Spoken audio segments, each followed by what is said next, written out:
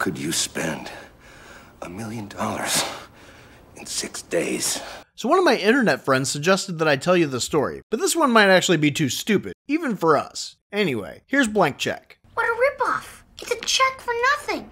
So we meet this kid, Preston Waters, who's chasing another kid on his bike through a parking lot. The chain falls off his bicycle, which causes him to fall, and then this guy, Carl Quigley, backs up on his bike. Jerk? Well, the guy actually is a jerk, but in this particular case, the kid's in a position where it would have been impossible for him to see him. Now that's a display of fine driving right there. So after almost hitting Preston, Quigley's about to take off, but the other kid, Butch, comes back and tries to get him to bribe him to be a witness. And this commotion brings over a whole bunch of people who are now all of a sudden worried about the kid. So Quigley says he wants to pay for his bike and wants to know how much it would cost to replace it. But since he's a kid, he has no idea how much a new bike would cost, and Butch is trying to get him to overpay. Well, you gotta think big, Preston. So Quigley stupidly gives Preston a blank check and tells him to give it to his dad. And Preston just so happens to know what to do with the blank check because he just so happened to get one from his grandma the night before because his mom just so happened to give him one of his birthday presents a week early. What a coincidence. Oh, and that's not all. Preston just so happens to have a state-of-the-art computer and printer for his bedroom because his dad stole one from work because his teenage brothers decided to start a new business. Maybe you could teach your brothers how to use it. Not possible. So he decides to make out the check for $1 million and puts the check in the printer, and everything gets printed out perfectly on the first try. That's some kind of wizardry. Oh, come on. Even I know that printers are pieces of crap. Yeah, and this one doesn't streak or anything. Sorcery! And he decided on the dollar amount of $1 million because he doesn't like his family anymore. What a brat. Well, not really. His dad's letting the two older kids take over his bedroom so they can start a business. Why would he do that? Well, probably because Preston's bedroom is enormous. Like huge. And with this level of enthusiasm and ingenuity, how could they fail? Hand and foot, all the way. Hand and foot, hand and foot. What the hell do you think you're doing? But that's still not all. His dad also let his brother steal his money and then refused to give him more than $6 to spend at an amusement park. And to make it worse, it was for that jerk kid Butch's birthday, and a bunch of kids that he knows were there, and saw that he couldn't afford to go on the good rides because this full-on amusement park doesn't have a general admission fee that the parents would have just had to pay, and instead makes you pay per ride like a freaking county fair.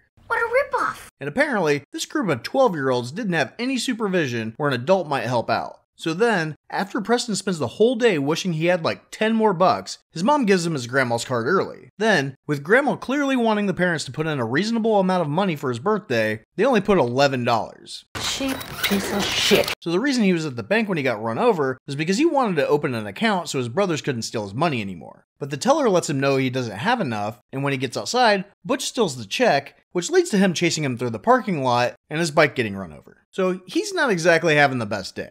Having a bad day. And somehow it gets worse. When he gets home with his bike, his parents yell at him for being irresponsible and ground him. I'm fine. Thanks for asking.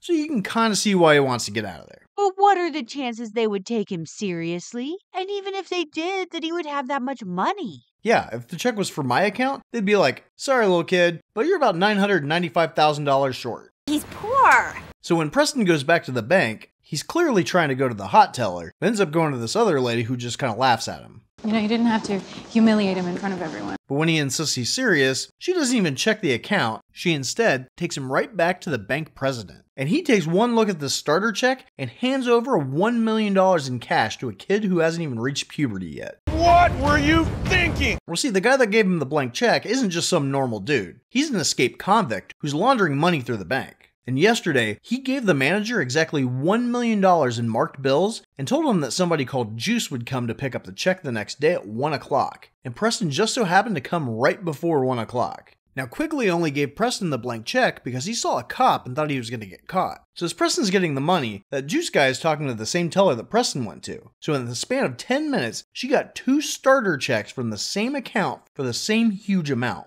So this guy Juice is not subtle about the fact that he isn't a nice dude. You got your pearls and everything, you know. Hate for something to have to happen to him. And not thinking anything weird about it, she sends Juice back to Biederman too. And he and Preston run into each other because Preston was so excited and Juice was too busy checking out this girl's ass. No, I don't think I've seen one of those before. And bumping into him causes Preston to drop the bag full of money, and the perv holds on to it and blames the kid for him jumping across the hall suddenly. but he gives it back, and Preston runs through the lobby like he just robbed the place. Drive it like you stole it. So Juice goes into Biederman's office and just sits down and talks about Quigley instead of handing him the check. So Biederman thinks he's just checking up on the kid getting the money, since he thought Quigley sending a kid to transfer the money was the height of genius. You told Mr. Quigley that he hasn't lost his touch. But after giving Preston enough time to get away, Juice hands him the check, and they freak out. I think this guy's been drinking vodka. Meanwhile, Quigley's trying to purchase a house 2 doors down from Preston's, when Preston calls to make an offer. And now, Quigley gets outbid with his own money. This little bitty boy outbids you with your own money? So now that Preston can move out, he celebrates by throwing the money around his room, completely forgetting that the reason he wants his own house is that everyone just comes in whenever they want and steal his money. I almost forgot about that. Quigley then finds out that he's broke, and Biederman and Juice agree to help him find Preston. I recognize him. I know him anywhere. He looks like him. She looks like him right there. And there goes little twin brother. And since Preston isn't broke, he's out shopping because he snuck out and ordered a limo. He and the driver Harry ruin a bunch of retail workers' days and buy a bunch of crap for the house. A fool and his gold are soon parted. And on his way home, he stops to harass the first bank teller he talked to, who's jogging with a baseball cap that's about to fall off her head in full makeup. You look ridiculous. And since she told him he didn't have enough money, he wants to impress her in the limo. He tells her that he works for some guy named Macintosh, and he's gonna come in to see her tomorrow because now he finally has the money. And that's when we find out she's really an FBI agent. And she was put undercover at the bank because they suspect Biederman of money laundering. Probably because he testified that he was laundering money in Quigley's trial. Well, I was under oath. What was your first clue? The next day, Preston's having an insane amount of crap delivered to the house to the point his dad can't even get out of the driveway. And no one has problems taking an order from a kid just because he has a headset on. But how did he get the house? Well, everyone just seems to accept that some random rich guy is allowing a kid that isn't related to him spend a shit ton of his money. And it seems that they just took $300,000 from a kid with no questions asked and no one to sign the paperwork. Congratulations, Mr. McIntosh. You have a house. Also, for some reason, the realtor's the one to deposit the cash from the sale, and it just so happens they take it to Shay, who sees the oh-so-subtle marks on the bills. These bills, they mark. They trace these in a minute. But wasn't the whole point of taking the bills to the bank to get ones that aren't marked? Right, but if she didn't hand over the marked bills, which are clearly different bills than Biederman gave Preston, Shay would have no reason to go talk to Preston again. Man's name is Macintosh. Macintosh? Mm-hmm. So we're supposed to just forget about the whole reason this story got started in the first place. I want new bills. Oh, so she's just there because Quigley broke out of jail. Well, the timing makes me want to say yes, but the fact that the FBI agent doesn't recognize the escaped felon makes it a big fat no. Somebody's in there with Biederman now. A couple of guys I've never seen before. And what makes it even worse is that the team of FBI agents don't seem to be aware of the escaped convict that's hiding in plain sight in a small town of 609 people that's 20 miles away from the prison he escaped from.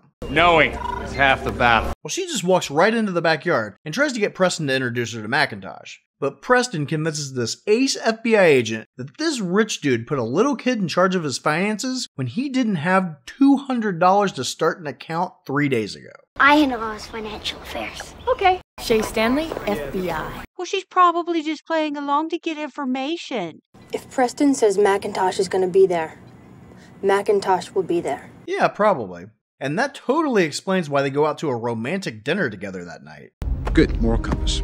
And then he takes her to a local park to dance on the water spouts, where Quigley, Biederman, and Juice just happen to be looking for him. Preston sees them and yells at Shay to run to the limo, and she has no problem with this and doesn't notice the 3 grown men running at them, one of which is the person she's investigating. Shay Stanley, FBI. So the men run through the spouts and immediately fall down, letting him get away, even though we just saw someone in heels easily run through this a few seconds ago. It's so slippery! But the next day, when Biederman recognizes Preston from behind in a park full of kids, they chase him, driving through the park, and realize he has the cash in his backpack. So when Preston crashes and his backpack flings off of him, you'd think that Juice, who got out of the car to chase him on foot, would go after that. But no, they don't even notice he's not wearing it anymore. How would his backpack just fling off of him? The strap must have broke. Who cares? Then after Juice misses him and falls into the water, he catches up to the car that circled around. And Quigley's more concerned with the possibility of Juice throwing up in his newly detailed car than he is about the money or the fact that he's covered in pond water.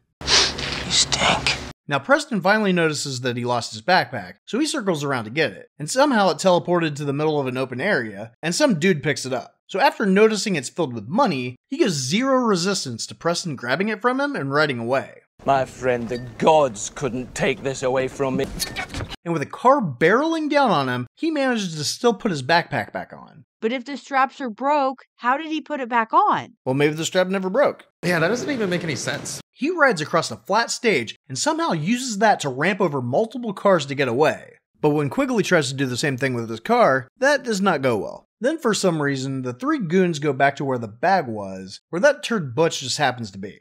Did I not say there was something weird about that kid? Quigley recognizes Butch from him trying to extort him in the parking lot, and they take the time to drive him into the city, take him to the roof of a high-rise, and threaten to kill him to get Preston's information. Couldn't they have just threatened him in the park? Well, that would have been a lot easier, but they would have been a lot closer to Preston's house if they would have done that. So we're just going to assume that they might have been worried about the cops showing up, considering that they just terrorized a whole park. And with them being the center of attention at the moment, it seems that everyone just ignores the fact that they kidnapped a kid in broad daylight. Nobody cares. Anyway, Preston goes back home to get ready for his party, and is annoyed that it's not what he wants. And that's when Shay shows up, and asks if Macintosh is going to be at his own birthday party. And Preston's brothers overhear this, and give him crap about her using him. Poor. You understand? Poor. That night, he's upset that the complete strangers that he invited to his birthday party aren't paying attention to him, and his party planner comes over wanting to be paid. So he says that he's going to go try to find Macintosh, and looks at his account and realizes he doesn't have enough money. How could he have spent $1 million in less than a week? You must not have been shopping lately. You know, $1 million doesn't buy all that much these days. Well, part of it is that the party planner's kind of a crook. Careful walking around with this much money, darling. Somebody could just rip you right off. But most of it's that he just bought whatever he wanted and did not give a crap about the price tag. Sounds expensive. But even if you add the price of the house with most of his expenses, he would still have about $200,000 left. Yeah, it's math. So even though multiple people today saw that he had a crap ton of money in his backpack, somehow now there's only like $200 in there. Where's my money? But as he's pouting over the fact that he's broke again, even though that $332.17 is still a crap ton more money than he had a week ago, his dad comes in. Preston doesn't even try to change the giant screen that shows exactly how much money he has or anything. And even though he's never met Macintosh and doesn't see his face to make sure he's talking to the person he wants to talk to, he's like, I know it's your birthday, but considering your party is just a bunch of adults drinking, do you think you could send my underage son home to celebrate his birthday with his family? But didn't you say that he was super obsessed with money and work ethic and all that crap? Yes, but his son barely being home for a week over summer vacation really showed him the error of his ways. So when his dad walks out of the room, now Preston wants to talk to him, but somehow his dad can't hear him and Preston runs after him, but can't catch him in the hall, down the stairs, on the first floor, or even while he was waiting for the valet to get his car. Was it the same valet that helped Wonder Woman get away from Batman? No, but I really do think that they were trained by the Christmas wedding planner coat check girl. So Preston is super sad that his dad got away. Why doesn't he just go home? It's only 2 doors down. Oh no. After specifically asking for his son to come home early on his birthday, he doesn't go home. So if Preston did go home, it would be to an empty house. You're leaving now? But that's probably a good thing, considering that Quigley, Biederman, and Juice just got back into town and break in. So Preston's gone back upstairs to have a baby fit when Shay comes in. And with the fact that he's still broke up on screen where she can see it, she doesn't have any questions. Shay Stanley, FBI. She's super desperate to meet Macintosh because if she doesn't talk to him, the other feds say that they're going to bring Preston in for questioning. But he just thinks she's a gold digger, so he throws an even bigger baby fit and runs away. Oh, that's right. Yes, go cry to your father, you little weasel. Then the party planner finds him and announces the end of the party when she doesn't immediately get paid. And since Preston's upset, he confirms that they should all leave. And since the bar started closing up, they do. They even rip down his banner and take their gifts back. Isn't it amazing how quickly everyone can turn against you? And then he just sits there and pouts in front of blank TVs, and somehow Shay still isn't able to find him. Shay Stanley, FBI. But Quigley does find him, and since he was polite enough to knock, we're gonna assume that he didn't kill Butch. Because today I have been drinking vodka. But he only wants to know where he can find Macintosh. But he knows that Preston got the money, so why does he want to know about Macintosh? Shut up. Guess he thinks that just some random rich guy that no one knows just happened to cross Preston with his blank check and decided to help him with it or some shit. But Preston admits that there's no Macintosh, and it takes all about a minute for Biederman to convince Quigley to become Macintosh. Why? Well, Preston got everyone hyped up about Macintosh by building a park in like 2 days and a whole bunch of other crap. So Quigley will at least get something out of his money. They just need to kill Preston for this to work. But if Preston goes missing or is found dead, I'm pretty sure the first person that they're going to look at is the eccentric rich guy that's been spending a ton of money on a kid he just met. People may get the wrong idea. Your butt is mine, kid! Your butt is mine! That doesn't sound good. But while they discuss this, Preston runs upstairs to his office and uses the water slide to get to the backyard. They push Juice to go after him, and by the time he hits the pool, Quigley and Biederman have already run downstairs and out the back. Because they're fast. They spread out to look for him, and we find out that instead of leaving the property while 3 out-of-shape guys try to catch up to him, he went back inside. This is my house. I have to defend it. He traps Biederman with a VR headset that he's too stupid to take off, and then traps Juice in a batting cage. And then he traps Quigley in a hamster ball and straight up tries to kill him. But apparently the latch auto-releases in water, so when Preston goes to check on him, he grabs him. Then the other two get there just in time for the FBI to see all 3 of these men attacking a child. They ask Preston who Macintosh is, but Quigley volunteers himself as Macintosh, not wondering why the FBI is looking for him. Don't do it. It's a trick. So he's promptly arrested for fraud, since Biederman never checked the cash, and they arrest the other 2 just for funsies. Must be crazy. I'm gonna get on a water slide. Around this time, Preston's whole family gets home after asking Preston to leave the party early to be home with them. But his dad sees all the cop cars and goes to see what's happening. Preston's inside with Shay, who says she only dated him for the job, but he should call her once he's legal. Dated an older woman? Huh? Well, she's just being nice, right? She really thinks he'll be over her by then. I'd like to think so, but she's been giving him some pretty creepy looks. She is a child. How would he get a hold of her? He doesn't even know her real name. Oh no, she went undercover with her real name. Shay Stanley, FBI. Apparently the Indiana branch of the FBI is where the top-notch agents go. The Alpha Dogs. I mean, she even kisses him in a room full of law enforcement agents, and no one bats an eye. What? Well, it was a little peck on the lips, kind of like what your grandma would give you, but to this horny little shit, she just gave him years of material for his spank bank. Rub it, be a man. Huh? Never mind. So he goes home, and it seems that he will have no repercussions whatsoever for all the crimes he committed. But he has learned to be happy with what he already has. A family that's too stupid to notice their door busted down. On the other hand, We are trying to hit 10,000 subscribers by the end of the year. that could take 1,000,000 years. That's where you come in, old buddy. Please come back and see me, okay? You could hit that button for us. Oh, women love that. There's nothing more that impresses a woman. And we also have over 150 videos just like this one for you to enjoy. Yeah, heck, you can have fun all day on that. I don't get them. I don't even know really what that means.